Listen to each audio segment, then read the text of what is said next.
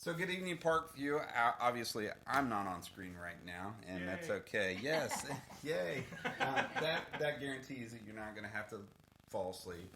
But anyway, one of the things that we are here tonight with Renee and Frank, and hello.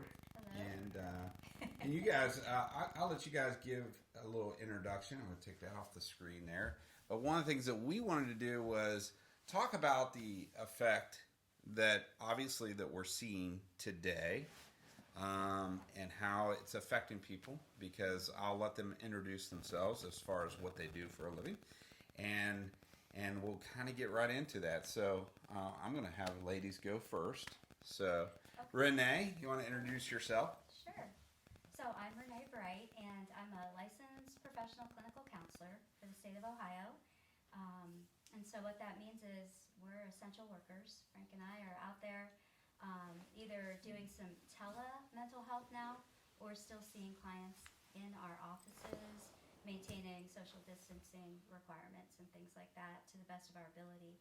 So I know that my caseload's still been really full and really heavy, and it's because of what Brian has us here for tonight, is the anxiety and just the new adjustment to our new normal. And that's what Frank and I are going to be talking about tonight.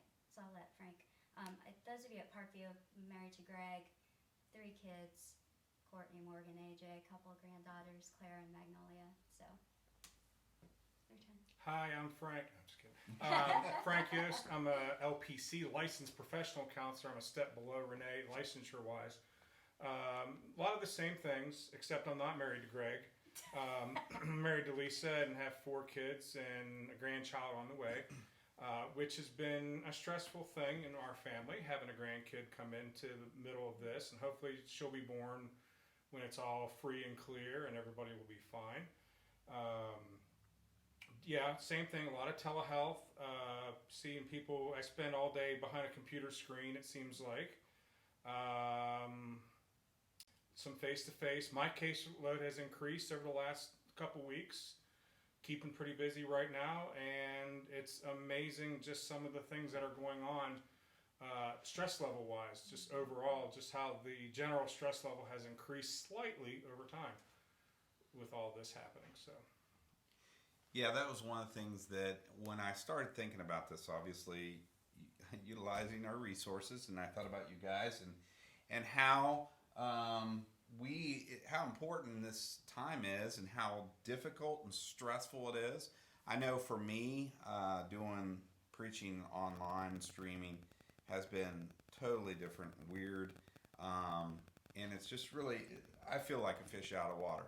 And so, because I can't connect with people, and I've seen people going through really difficult times, my heart goes out to these families that have lost loved ones, and they can't even grieve properly. Yeah. They can't even, we are meant to be together, and they can only have 10 people there. How do you choose? Here's the 10 that you can have. And so there are so many stressors in this, and so those are the effects that I'm seeing today. But and even now we're talking about like reintroduction, trying to reintroduce people back in. There seems to be this long-term stress. How do we deal with that, and what do you see?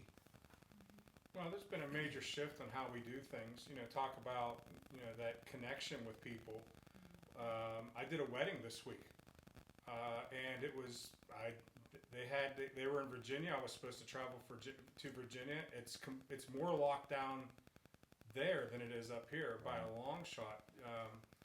And so they had a gathering with 8 or 9 people, all family, and they had someone hold a phone up with me calling it in basically, and doing a wedding like that. I never in a billion years thought I would do one like that.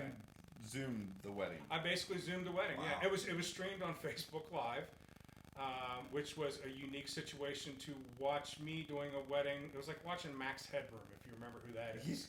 And stuff Now we like are that. showing our age. And yeah, exactly. And the idea of this reintroduction, I think right now that's kind of like almost a secondary trauma It that's is, going to yeah, come out with yes. all of this. because you have the primary trauma of the pandemic that happened, and then the secondary trauma is how do we go back with this still kind of mildly freaked out about what's going on and getting close to people that we've been told for several weeks now we need to maintain. I mean, seriously, we got these chairs aren't normally this far apart. No, Exactly. So yeah. I agree. I think that there's a lot of trauma going on, an experience of what this all is about. And then on top of that, you already have a lot of people that were anxious anyways or suffer from obsessive compulsive disorder. And, it's completely different therapy now. Yeah. All my, clients that are coming in for OCD kind of issues now and or socializing issues, my treatment's different because I can't have them going out seeing people. I've got to have people washing their hands now. And if they're contamination OCD, it's like, well, we're gonna have to put that on hold right now and see if we can be somewhat healthy. And Frank, Frank and I are really good about being humble, and we share our own stuff. She's more humble than me. Yeah. And I'm gonna tell you that I think I have OCD, situational OCD with contamination right now. Oh yeah. Carrying around my hand sanitizer, Clorox wipes wherever I go. And that is going to be a lasting effect even if we didn't have it. I did not ever suffer from OCD before this. And it's situational right now, so we get that. So a lot of us will have that. How do I help somebody who's already had that? Now it's accelerated. Oh yeah. And then there'll be many of us that I'm gonna have to watch. I'm gonna have to use those tools for myself when we do get to where there's some new normal of some way. What's that gonna look like to live like this? Yeah. With gloves on or hand sanitizing all the time. So I think Frank and I agree there's a lot of PTSD and OCD issues that we would see down the pike. And I don't know, and Brian, you have a beard and I have a beard. Have you realized how often we touch our faces? And now I'm paranoid about that. Like my face, now I'm talking about it, now I'm like, I just got to start doing that and all that stuff. And I'm tired of smelling like Lysol and all that stuff. Yeah. And, it's funny because it depends on what I call different diagnoses, just different flavors of what they have. Like, if we have someone who's got like anxiety disorder, it comes in different flavors. Like I got a lot of kids that I'm working with. They're as calm can be because they're not in school where they're anxious. They're at home where it's their home environment. So I'm sitting there thinking going into this, my anxiety clients are going to blow up. They're not. They're doing great. They're doing better now than they have been.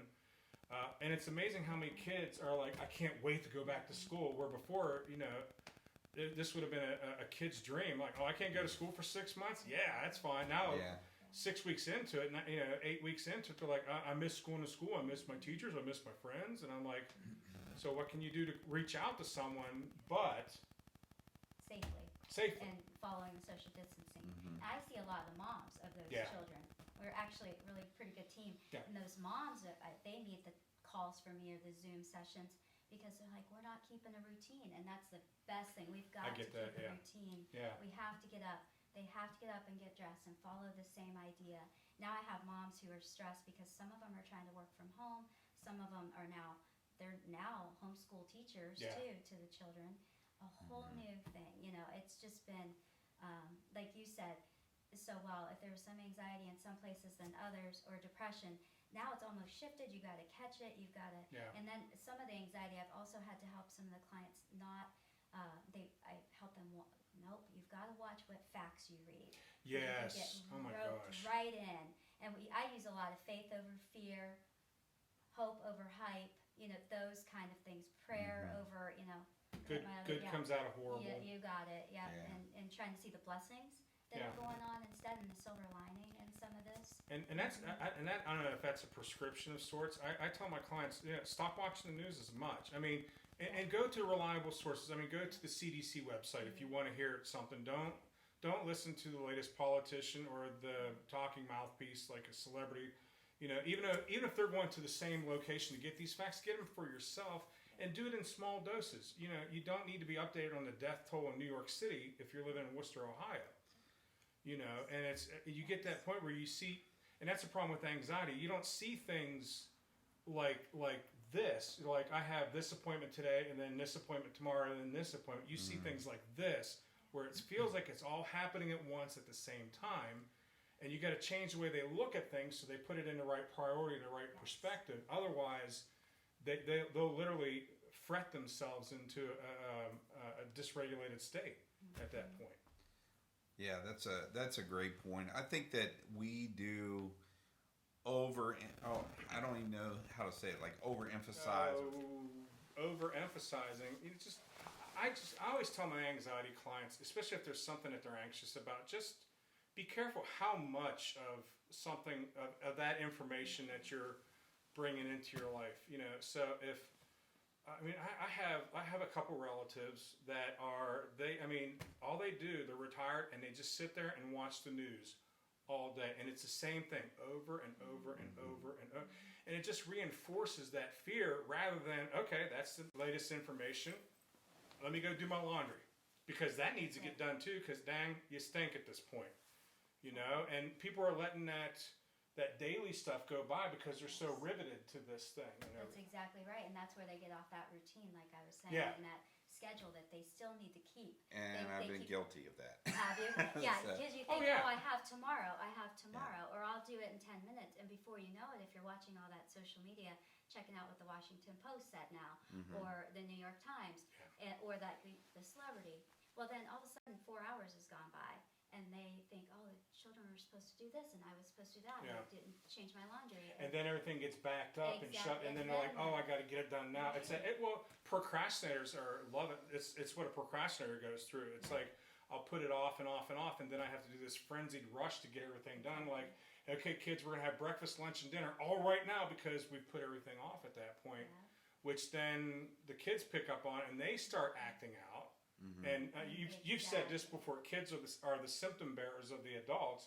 The kids are acting out. Well, gee, I wonder why. It's because you're stressed too, Right. So. Well, and I think when it comes to routine, like what I've found myself doing is, and I think this is when you talk about routine, you can do your work, keep working and working, and then not have that proper, like shut down. It's time to shut it off. And then even though you're in the house together, you're not really together. It's not quality time, or or if it's quality time, it's shared trauma time because you're both watching the same news, ramping each other up in a lot of ways. Right. Exactly. So let's talk about some tools, though, or maybe even some signs. Like, if someone's struggling with something, like what are some things like as family we can kind of look for, and then what are some things that some tools that we could have.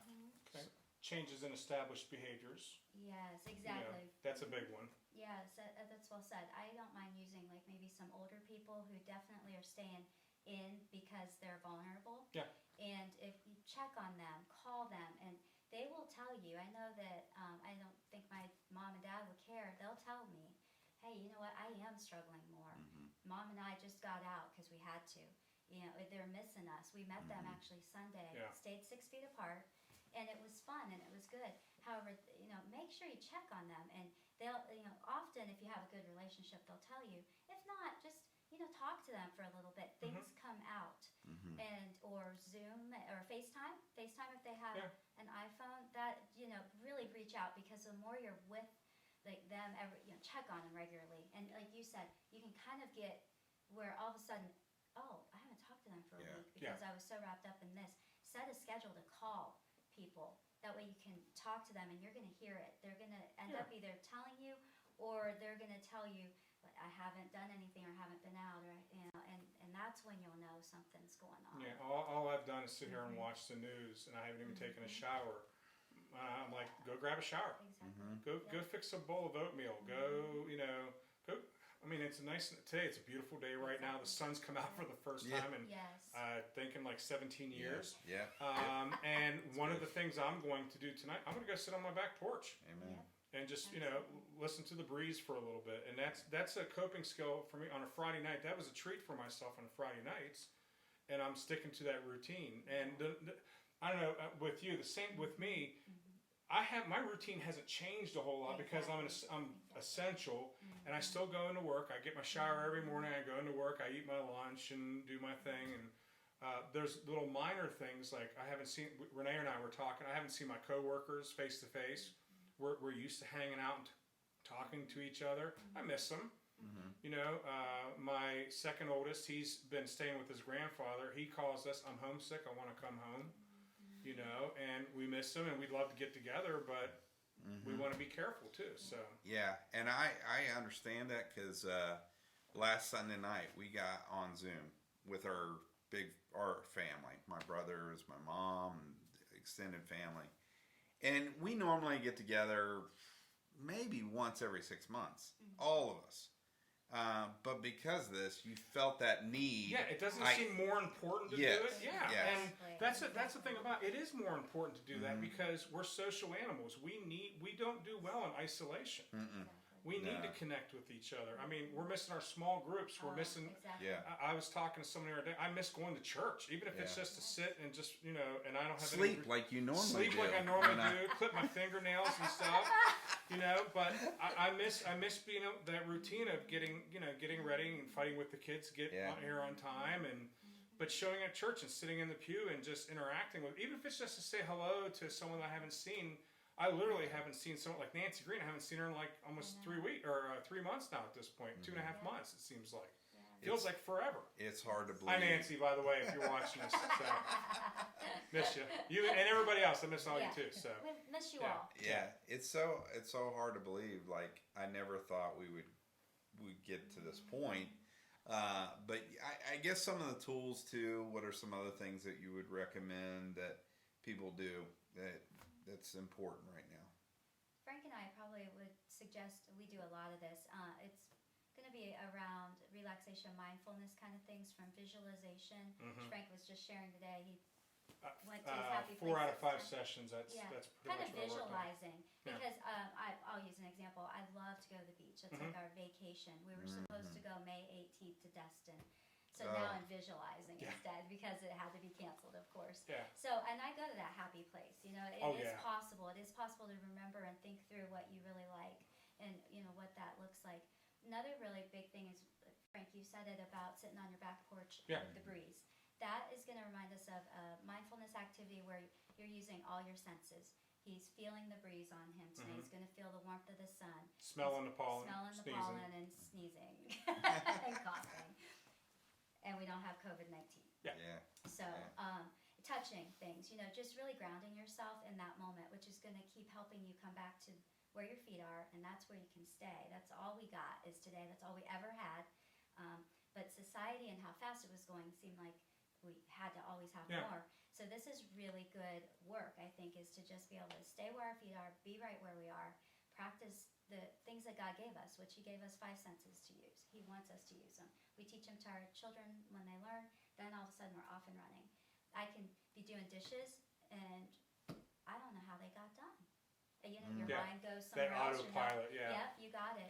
It's almost like a dissociation at that point, It too. is. So really, I think that's one of the biggest things I've noticed is that if we help people just start getting back to where they are, that way they're enjoying the family when they are home with them. Yeah. Enjoying playing outside again, taking that walk. And so it's good to pray on the walk, and it's also good to make sure you're noticing things around you. I call it a noticing exercise. Yeah. Looking at what you can see, hear, smell, touch. So, it's called grounding. Exactly. Especially if I have an anxiety client. Like I had a couple today. I did some grounding stuff with them. Like, think of 5 things you can see. And then I'll have them name things, and then 4 things that you can hear, and then I'll point out something like, "Do you hear my clock ticking?" And they're like, "No," and I'm like, "Take a second." And there's that mindfulness. I'm like, "Take a second," and then I'll just start going. And then they're like, "Oh yeah, I can hear it now." I said, "You've been hearing that the entire time, but your brain is filtering it out." You got it. And I'm going to drive a lot of people crazy. Like right now, you can actually see your nose the entire time. It's there and you can see it, but it's our brain filters it out. So if you close one eye and then run your finger up the ridge of your nose after washing and sanitizing, by the way, Yes. you can actually see the ridge of your nose and so that kind of it brings you back to reality at that point. Like, wow, this is real. I can touch this. I can manipulate this and handle that. And I'm not lost in my mind and my thoughts. Like, oh my gosh, this is so bad. This is horrible. Right now, it's not horrible outside. It's sunny. It's cool. It's beautiful. It's going to be a nice starry night tonight. And I'm going to totally decompress by sitting outside and watching the stars come out tonight. So Amen. You know, I think there are a lot of good things. I mean, it's been tough, but I think there are good things that are going to come out of this too. Yeah. I know this, that my appreciation for the church and really what the church is so much greater probably today than it was maybe 8 weeks ago. Just because kind of what you're saying is like, you know, it was always there, but we just now it's weren't. not. Now we're We looking. can't touch it now. Yeah. So yeah. And so, you know, I appreciate this time, and so I think that this is going to be one of those times where we're going to have to take one step at a time as we re-enter. And I don't know. I don't know what we're going to do. But so. here's the thing about that. I'll give you a great example right now. Are you thinking about Christmas right now? Nope. Why not? It's coming. It is coming. It will be here. Mm-hmm. It's going to take us 8 months to get there, but eventually Christmas will come. We're not going to be stuck in this forever. We never are stuck in anything forever. We will move forward eventually. And even if it's, I'll give you the old AA model, one day at a time. Mm-hmm. And sometimes it's going to take a day, but once we get through, like today, that's one less day of the stuff we have to worry about. And then tomorrow is a brand new day, and we can continue to move forward. And realize that this stuff, yeah, there's going to be some horrible stuff and there's already been horrible stuff that's come out of this, but good can come out of horrible. I mean, look at how many of us used to go to Walmart every 5 minutes? Go, oh, I got to go get a can of peas. Oh, I got to go get a loaf of bread. Now I'm being deliberate when I go to the store, and I'm deliberately grocery shop for what I need rather than, you know, getting 17 quarts of ice cream or something like that. You know, and spending time with my kids and watching movies with them and playing card games with them, or, you know, fiddling around with something I never had time to fiddle around with before. You know, that's been great to be able to do that stuff. And I can focus on that rather than the 15 hours of CNN or Fox or whatever that I've listened to. That's the same story, just wash, rinse, and repeat it in my head. Yeah. And it even picture how busy our culture is.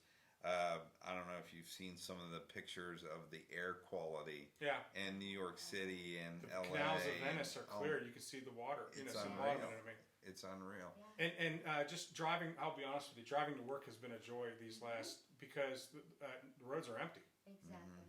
I saw the joke, it's all the non-essential people that are clogging the highway. So thank you for staying at home. No, I'm kidding. But there's, it's clear. I mean, it's quiet. Yeah. Yeah. There is a little bit of a simplicity that has been found in this, and I think those little things like grounding ourselves in especially in the Word and our meditation time is going to be so important. And so I really appreciate you guys coming in and taking the time, and I'm sure we might have another session in the next few weeks and see what. How do we build this?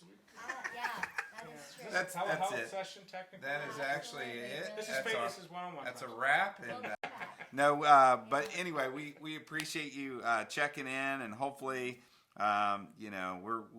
we will get through this time, and we will continue. I'm gonna close with a word of prayer, and then we'll be done. God, thank you so much. Thank you for Frank and Renee, and Lord, what you are doing through them and ministering to people. And Lord, just we know that, God, all things are in your hands, and we are so thankful for that. And so, Lord, just as we close this time, we just pray that you continue to give peace and comfort to those around us. And we ask all these things in Christ's name. Amen. You can wave goodbye to Miss everybody. We miss you. We'll see you soon.